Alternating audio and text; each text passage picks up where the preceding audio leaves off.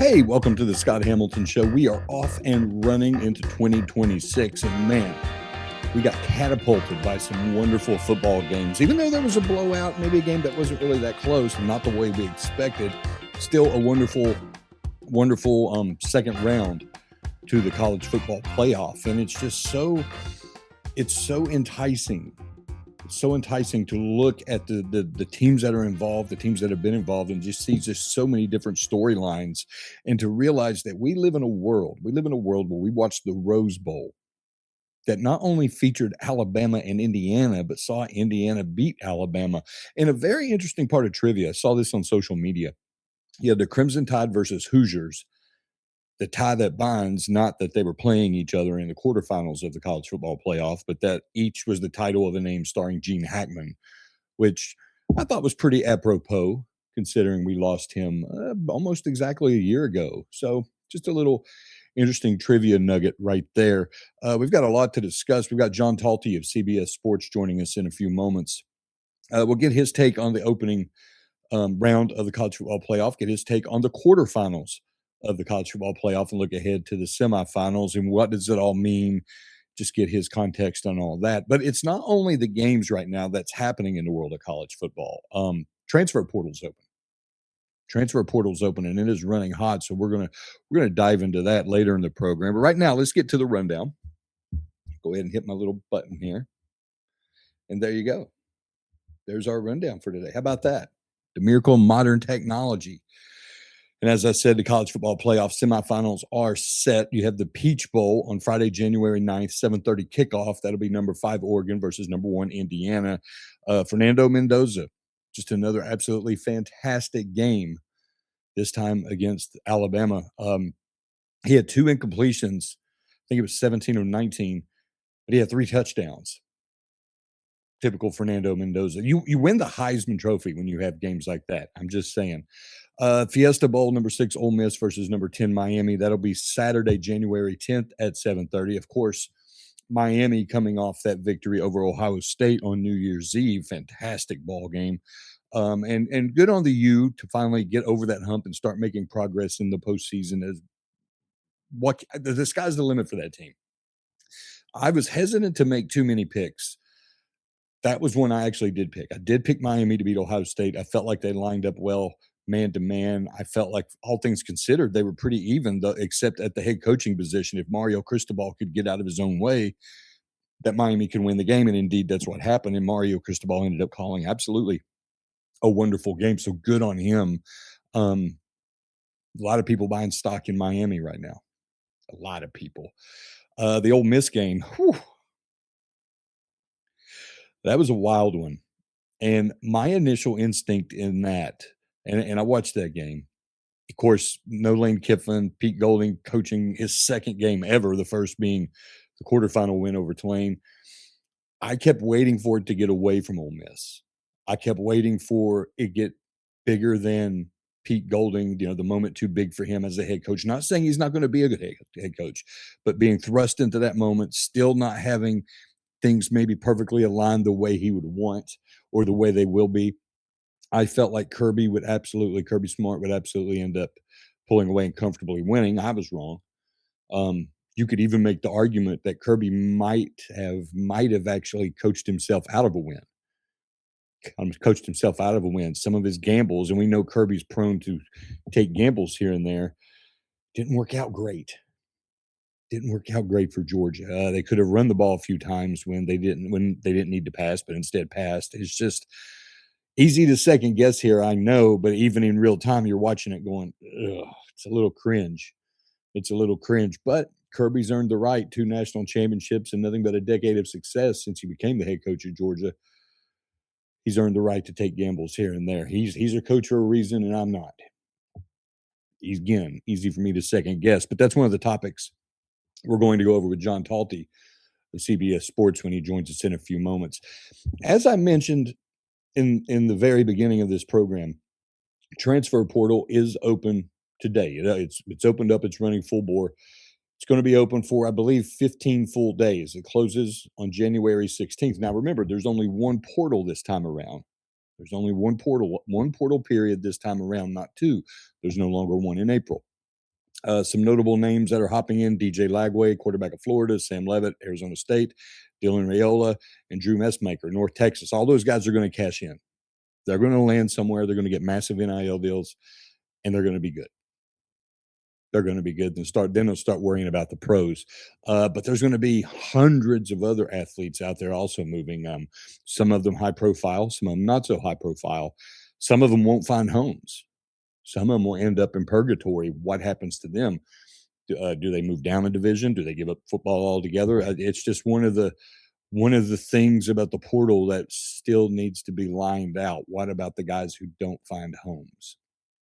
Um, Here's an interesting quarterback, TJ Finley, seeking a seventh, yes, seventh year of eligibility. He's been at LSU, Auburn, Texas State, Western Kentucky, Tulane for spring last year, and then Georgia State for fall. He's trying to get that seventh year via a medical red shirt. So it's become a full-time job, really. And I don't completely blame the athlete. I mean, TJ Finley is not an NFL caliber quarterback. If he would, he wouldn't have been so well traveled. Um, I hope he's cashing in at these places and he's getting money that'll help him get a head start in life. Um, the programs keep getting smaller. That's the concern, from LSU to Auburn to Texas State to Western Kentucky to Tulane to Georgia. I mean, you could argue Tulane's ahead of all that, but anyway, it's concerning. So I hope it ends up working out for him. Two things interesting of note right now. Um, 7 Clemson Tigers have entered the portal. The latest being redshirt junior tight end Josh Sapp, and then there are about 18 South Carolina players in the portal at this moment. So what happens there, we don't know. Shane Beamer's got some work to do via the portal.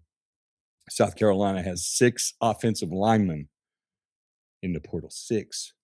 Most of the starters are gone. So they've got their work cut out for them. You can say that for sure. Here's an interesting thought though I have on the portal, and I went over this a little bit last week. Now, in the past, we had 2 portal periods. Okay, you had one in December, lasted 20 days, and then you had a second one in April that lasted 10 days, usually after spring football. Okay, and what that did, it really handcuffed the coaches, because you would have guys transfer in one portal, go through spring ball, decide they didn't like the situation, and then leave. And you just had so much roster uncertainty going into the summer, not only into the summer, but deep into the summer. Still trying to put together your roster and at some key positions. This singular portal, this one period right now in January, supposed to alleviate all that, because that was madness, especially December.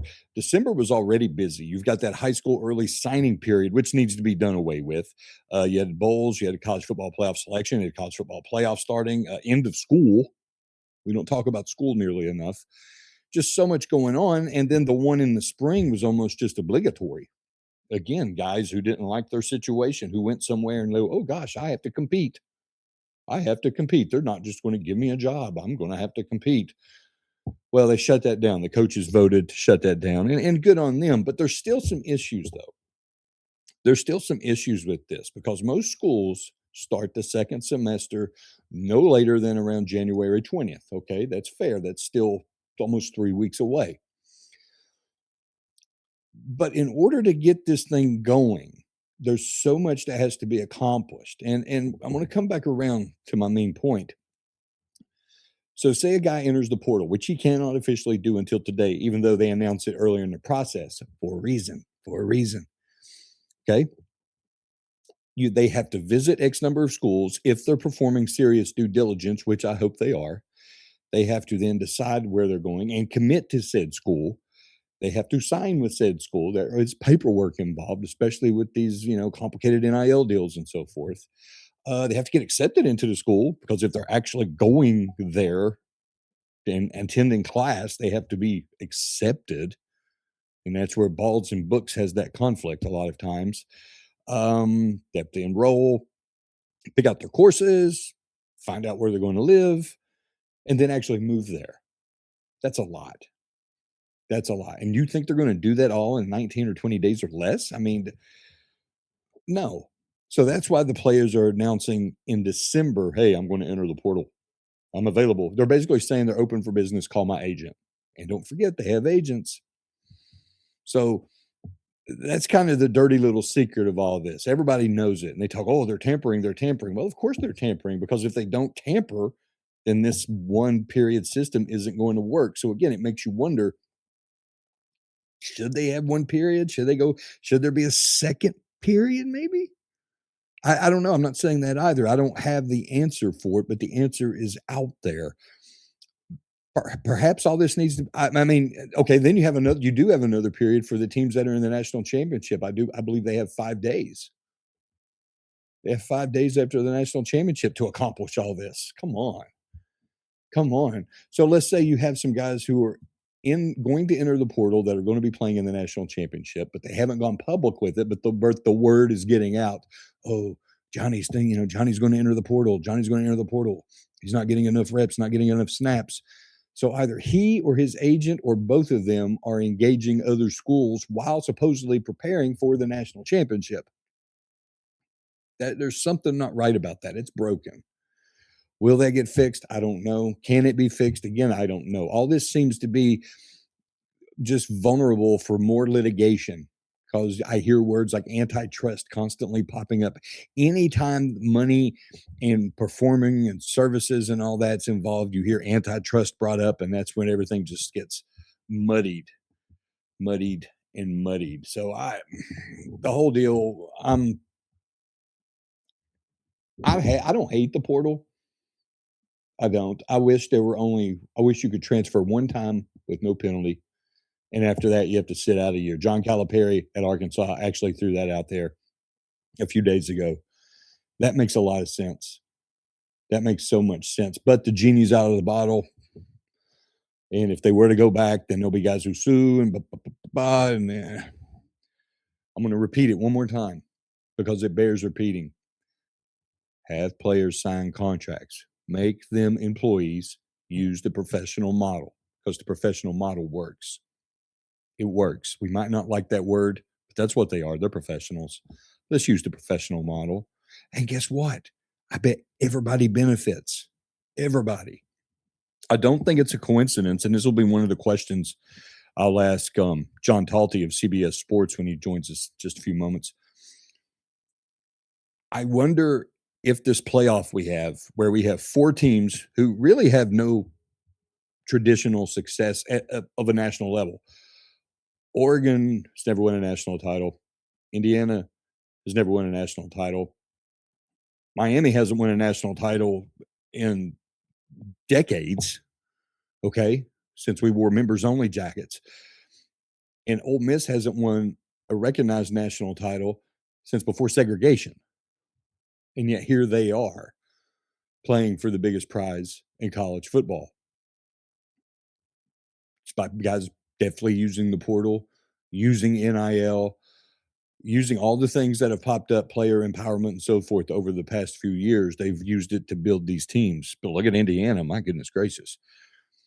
So I don't hate it. The professional model is already here. We just need to polish it a little more. If we accept it, then we can put guardrails up that'll clean up some issues. But when that happens, I do not know. We'll explore these topics and more with John Talty on the other side and get his take on the college football playoff, get his take on the transfer portal. Stick around. We'll be right back.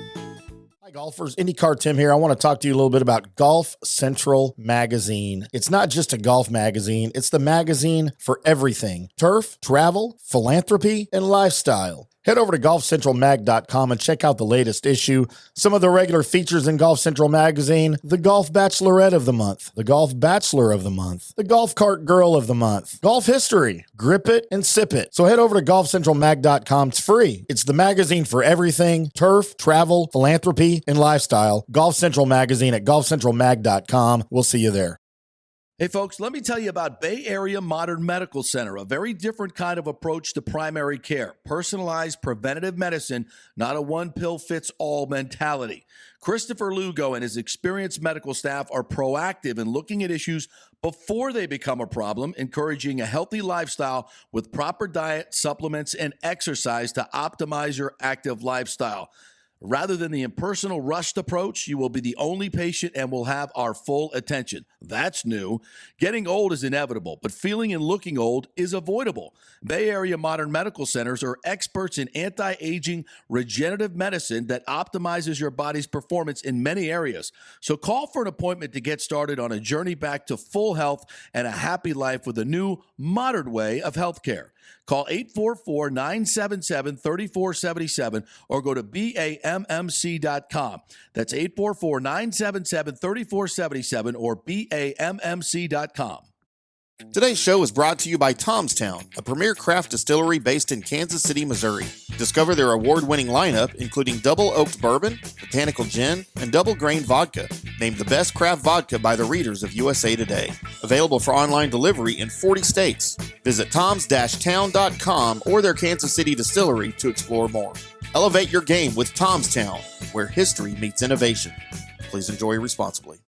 Hello, folks. Let's talk a little bit about turf life. What is turf life? It's pretty much if your life involves turf in any way, shape, or form, you live the turf life. Go ahead and brand yourself with the turf life. Maybe a back window decal, maybe a hat. You know where you can get those kinds of things to showcase that your life revolves around sports and or anything that involves sports. If it's a sports business or sports education or just your enjoyment of the outdoors, head over to turflifeclub.com. Become a turf head. Join the club today. You can do that by going to that said website that I just told you to go to. You can snag your window decal like I was talking about, or any of your other turf life accessories. Show everybody that you live the turf life, and we'll see you there over there at that turflifeclub.com. Although it may seem tempting to go without healthcare insurance, the financial risk far outweighs the gain you may experience. For example, did you know if you simply broke your leg, it could cost you nearly $7,500? Put on top of that a hospital stay, you could be looking at $10,000 to $15,000. Ensuring that you don't go uncovered is so important, as according to CNBC, high medical bills are the highest contributing factor to why Americans end up taking money out of their retirement savings, or worse, find themselves filing bankruptcy. So go to don'tgouncovered.com or call 800-669-1505. Now, depending on your income, you can get plans for zero premium. Our experts will guide you through the process effortlessly. They will shop many plans and find the one that's right for you. I called and I have full health coverage through Florida Blue for zero monthly premium. It's a free call. So why go uncovered? It's a huge risk. Go to don'tgouncovered.com or call 800-669-1505. That's 800-669-1505. Orion Golf Management Solutions. Orion Management Solutions has tailored its service packages just like it tailors its approach to customers. Some owners need more supervision, while others need periodic assessment of their short-term and long-term strategies and programs. Orion can be called in to develop a business plan with the existing staff, or we can assist with the daily management of a facility or event. Either way, we make sure the client is satisfied and understands the direction the facility needs to go in order to achieve the owner's goals. Orion Management Solutions can help with owner assistance service solutions, daily course management, business plan development, monthly operations, or as-needed consulting services. Whatever your need, Orion Golf Management Solutions can help. Check out oriongolf.com. Let's go. Right now, back to the show on FanStream Sports. Welcome back. And again, it was a fascinating day of college football playoff quarterfinal action. A lot to unpack, a lot to get to. And there are very few people on this planet who can do it better than our guest is John Talty of CBS Sports. John, Happy New Year. Thank you for coming aboard. And my first question for you is, what was your biggest takeaway from the college football playoff quarterfinals? Well, I think one of the big ones that I think a lot of us are going to have is that I think this is what we've been talking about for years, where there's more parity in college football. And I think with this Final Four that we have, that does not include Alabama, does not include Ohio State, does not include Georgia, and instead has Miami, which, of course, had its heyday, but it's been, 20 plus years really since we've seen that. Indiana, which before Kurt Signetti was nothing really. Oregon, which has been very good, I think, for years, but has not won a national championship. And then Ole Miss, which I think won its national championship pre-integration. So it's a pretty incredible Final Four from the game is expanded.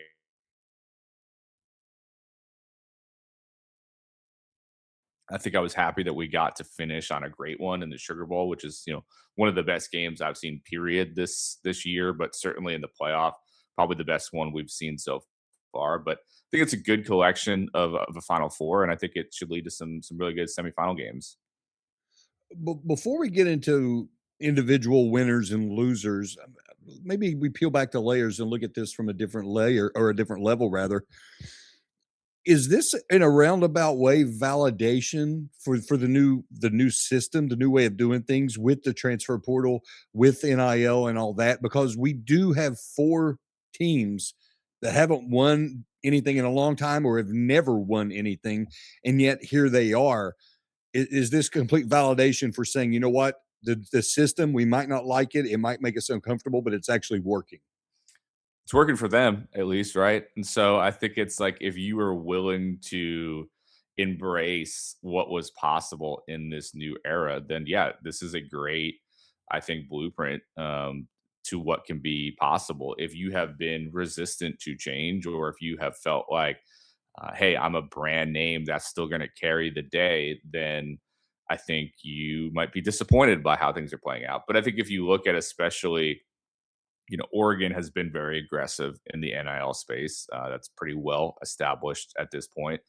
Ole Miss, before Lane Kiffin left, like referred to himself as the portal king, and they have been really good about finding valuable and viable pieces out of the transfer portal.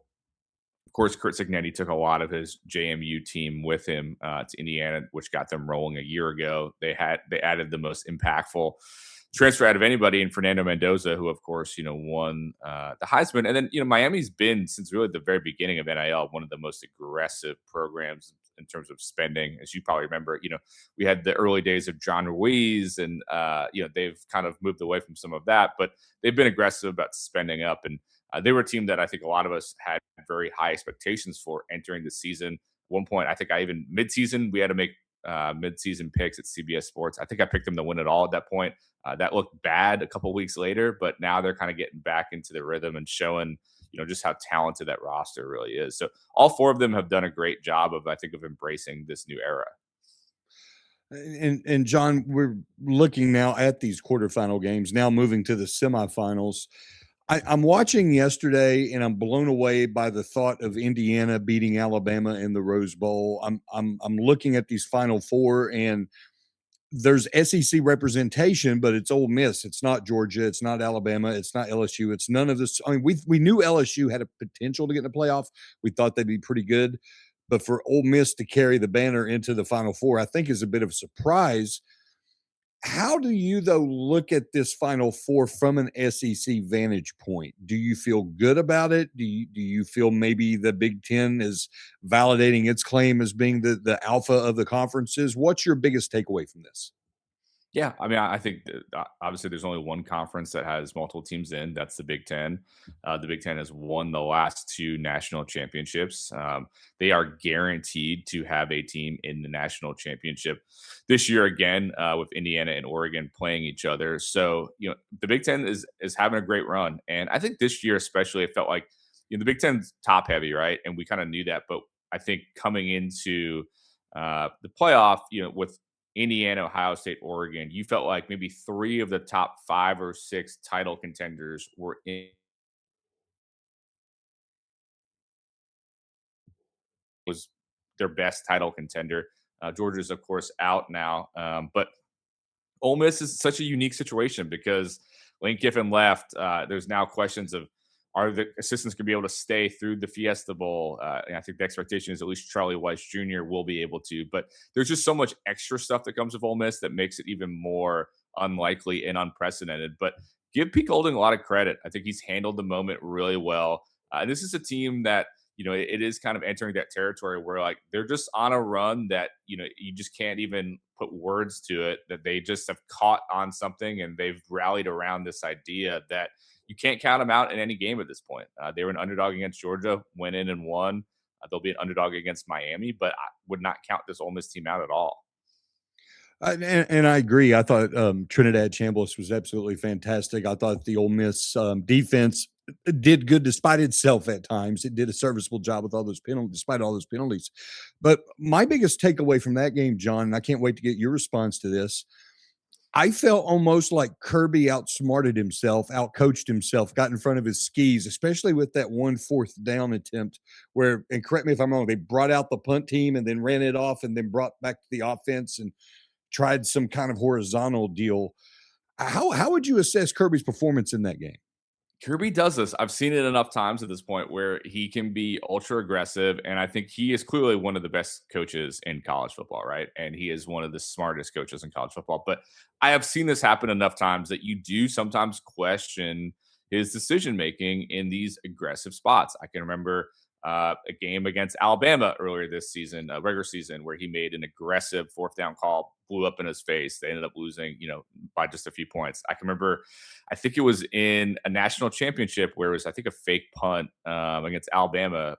Maybe it was SEC championship, but kind of blew up in his face. And so we know he's going to be aggressive. That's part of his MO. And of course, he's won 2 national championships. So it has worked by and large. But there are these moments where you feel like you wish he would just dial it back a little bit. And that was, I think, one of those. And even I think just if you look at the end of game situation where he felt like run the ball, give them no chance. Like either you're going to score a touchdown, you're kicking the field goal, and you're giving the ball back with a few seconds left, and not giving them as much time as they did. And they let Ole Miss have a shot at the end, and Chambliss was able to take advantage of that. And that I think has to be part of the kind of thing you put on Kirby for that game too. I don't think it was his best coaching game. I think Georgia had more talent. I think they were probably in some ways the better team, but Ole Miss, I thought played really smartly most of the game and was able to capitalize in the end. And John, before I let you go, transfer portal going to be wild, going to be crazy. What are you expecting from this cycle having only one window?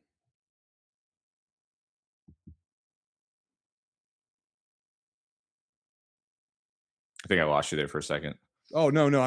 I'm wondering what are you expecting from the portal having only one window for the first time? Yeah, it puts a lot of pressure, I think, on programs, players to make moves. Especially, we're seeing we got 4 teams left, and Ole Miss is, I think, one in particular where it's going to be really interesting to see who stays or goes. But I think what you're going to see, I talked to a GM in the Big Ten the other day, and the way this person predicted it to me was they felt like the first 5 days are going to be a whirlwind. You're going to see a lot of kids set up their visits, make deals. That's going to be where a lot of, I think, of your top end of the market is going to come off the board, kind of the way we see in NFL free agency. And then at the back end of this portal period, you might see a bit more deals being made as kids decide, all right, if I don't get a deal now, I'm either going to be left without a home or, I got to make a move. So it's going to be really fascinating to see how that all plays out. But I think you're already seeing a flurry of activity in just the first, 12 hours or so of the portal being open. And I think you'll see, some of those big quarterbacks, running backs, wide receivers, all those guys, and they'll come off the board in, 24, 48 hours. And then you'll see kind of from there where teams can pivot and see who else they can get. Is there a player maybe that we're not thinking about who's in the portal that could have the tremendous impact? I mean, we know about the DJ Lagways of the world, the names, but is there a guy maybe who's that tier down who going to the right spot could go to that upper tier? I think that there's, I think you have some obvious names, which like a Cam Coleman, like we know what he can do, and he's going to be one of the most highly regarded guys. But I think beyond, top end wide receiver like that, like, I think there's multiple quarterbacks. Like I think we've seen what can be done and what the impact can be if you get that quarterback position right. We also know if you get it wrong, say the way that Auburn did this past year, it can lead to a coach getting fired. So, I think one of the things that I am really interested in, and I'll keep it local in Alabama, like if Alabama loses Ty Simpson to the NFL draft, and that's a decision he's going to have to make over the next couple of weeks, which lines up with this portal period. Like, does Alabama have to go out and get a portal QB? I think they do, and if so, who are they getting? There's a lot of names out there, but they're moving fast. They're coming off the board very quickly, and so that's where you're going to have to be aggressive and decisive pretty fast. And so, there's all kinds of different guys. There's a Harvard quarterback that people are really high on. At 24/7 Sports, the number 2 ranked player in the portal is a North Texas quarterback, which I think some people that's crazy, but that's kind of where I think some of the talent is now. So I think some of the QBs you're going to see that. I don't know who that guy is, so I didn't watch a lot of him. And a year from now, you're going to see him having a pretty big impact on on a big team, like a Trinidad Chambliss. Who knew him? Who knew him a year ago, right? Who knew him a year ago? He's John Talty of CBS Sports. Johnny, I appreciate you coming on. I appreciate your insight.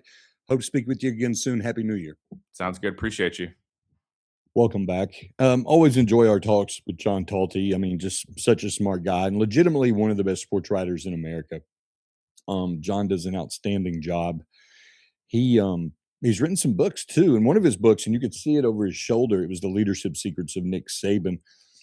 Really an interesting read, regardless of your fandom, however you want to frame it, or if you even follow college football. It's a really useful book. It's about how Nick Saban, the way he goes about his business, his life, building programs, running programs like a CEO, and how he structures his time. Just it's a fascinating read that applies to everything. I mean, it applies if you own a business, if you manage people of any sort, or you simply want to improve yourself in one way or another.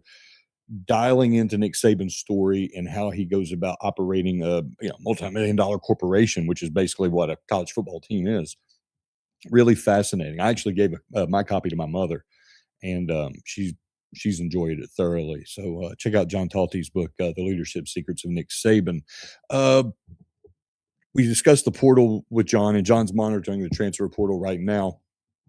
A couple of tidbits to get into here. Austin Simmons, who was presumed to be the heir apparent to Jackson Dart at Ole Miss, he's entering the portal. He injured his ankle back in September, and that opened the way for Trinidad Chambliss, and the rest is history. Trinidad Chambliss has been a revelation, about as much as Fernando Mendoza, honestly. He looked absolutely fantastic against Georgia. I mean, Georgia's no joke. I could have seen Georgia winning the whole thing. Maybe they're more flawed than I thought, but I was just so impressed as usual with Trinidad Chambliss. Just his whole skill set is wonderful. One thing before we leave, Fernando Mendoza, Heisman Trophy winner, continues to impress me. And I am a Heisman Trophy voter. I did vote for Fernando Mendoza, and I loved everything about his game. I mean, I waited until the 11th hour. I waited until after the Big Ten championship game with Ohio State. I always wait as long as I can before I make my decision. But the way he performed in that game, that swayed me to vote for him, to have him number one on my ballot. The way he performed against Alabama, wow, that validated my vote. But the way he handled things after the game, and he's doing his on-the-field interview with Holly Rowe, just so impressed with Fernando Mendoza. The guy, he's going to be a senator someday. And he really impressed me with his interview with Holly Rowe. But here's the thing. In a span of about 2 minutes, he's doing this interview. He's just won the Rose Bowl. And he's addressing all of her questions. Okay. He thanks God. He manages to praise his opponent. He credits his teammates, of course. He gives a shout out to his offensive line, the Hoggies. Then he points out again that he's only one of 22 and somehow equates the Heisman Trophy, the most iconic individual award in all of sports, to being a team award.